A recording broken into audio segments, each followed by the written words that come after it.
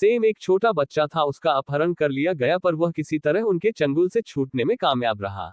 वह बहुत डरा हुआ था और अपने अपहरण के बारे में किसी से कुछ कहने की स्थिति में नहीं था। जासूस मेहुल ने सेम से अपनी कुछ जानकारी निकालने की कोशिश की, पर सेम एकदम चुप। कुछ कहने के बजाय सेम ने मेहुल को अपना बनाया गया चित्र दिखाया, जो उसने अपहरण के समय बनाया था। मेहुल ने गौर से चित्र को देखा और 3 संभावित अपहरणकर्ताओं की पहचान की। नौकरानी, मैं सब्जी लेने बाहर गई। पेंटर, में पीछे के कमरे में पुताई कर रहा था। गार्ड, मैं तो विमानतल पर कड़े बंदोबस्त के बावजूद मादक पदार्थों की तस्करी लगातार जारी थी।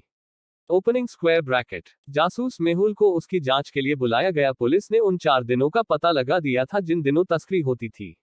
पहला दिन 21 जनवरी। A, B, C, D। इन 4 दिनों के फुटेज देखने के बाद क्या आप बता सकते हैं तस्कर कौन है? 8। चौथा दिन 23 अगस्त। तीसरा दिन 25 जून। दूसरा दिन 23 अप्रैल। एक दिन सुबह मार्क अपने कमरे में मृत पाया गया। उसकी पत्नी ने तुरंत जासूस मेहुल को बुलाया। मेहुल तुरंत घटनास्थल पर पहुंचा और मार्क की पत्नी से पूछताछ की। मार्क की पत्नी ने बताया, मैं जब कमरे में पहुंची तो मैंने उसे मृत पाया।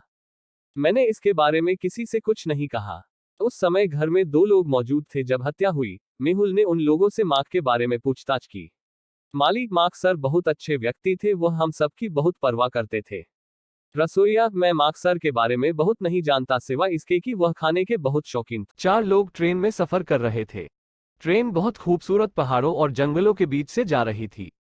उसी बीच ट्रेन एक टनल से गुजरती है और डिब्बे में छुप अंधेरा हो जाता है। जब ट्रेन टनल से बाहर निकलती है तो पता चलता है कि जेसिका ब्रांच गायब हो जाता है। नैन्सी अपने आसपास बैठे लोगों से पूछता, एडम, मैं तो सो रहा था।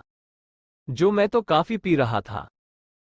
रिचर्ड के तीनों बच्चे एक साथ खेल रहे थे। तभी रिचर्ड के ध्यान में आया कि उनमें से एक बच्चे ने दीवार पर कुछ निशान बना दिया है।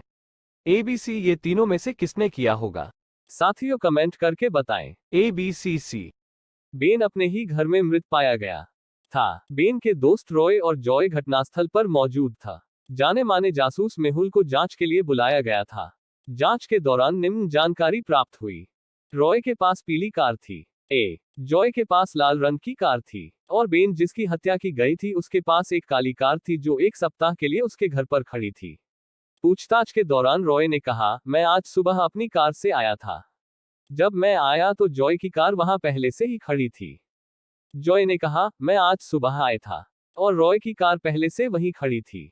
मुझे कुछ भी नहीं पता। बेन की हत्या किसने की? रॉय, जॉय,